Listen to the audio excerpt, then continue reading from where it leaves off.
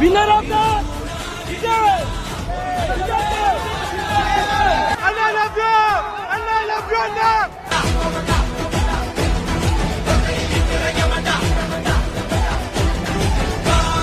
Election date அறிவிச்ச உடனே மக்கள் சந்திப்பு தலைமை எங்க வைக்கிறான்னா வந்து டெல்லியில வைக்கிறான், சிபிஐ ஆபீஸ் முன்னாடி.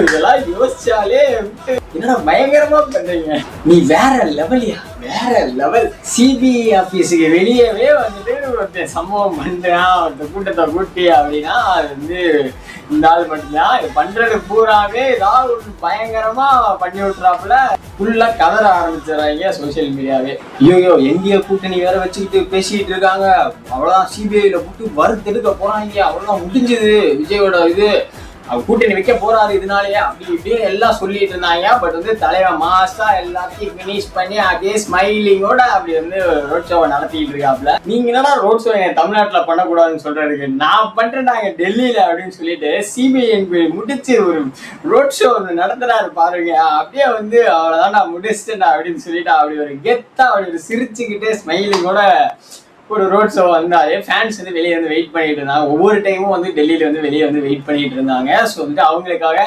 ஒரு ரோட் ஷோ மாதிரி வெளியே இருந்துட்டு அப்படியே ராய் காமிச்சிட்டு அப்படியே வெளியே வரான் தலைவன், அப்படியே பூத்தூவி அப்படியே வந்து வெளியே கூட்டிட்டு வராங்க. ஸோ வந்துட்டு ஒரு 7 hours கிட்ட வந்துட்டு இந்த இன்வெஸ்டிகேஷன் நடத்தி அது எல்லாத்தையுமே முடிச்சுட்டு ஹாப்பி ஃபேஸோட ஒரு நல்ல ஒரு இதோட வந்து வந்திருக்காரு. ஸோ வந்து எல்லாமே பாசிட்டிவா வந்து முடிஞ்சிருக்குன்னு நினைக்கிறேன். கேட்ட கொஸ்டின்ஸ்க்கு அவர் சொன்ன பதில் எல்லாமே வந்து பாசிட்டிவா முடிஞ்சு அப்படியே ஹாப்பி நோட்டோட வெளியே அப்படியே மாசா வரான் தலைவன். போங்கடா செதற விட்டாப்ல.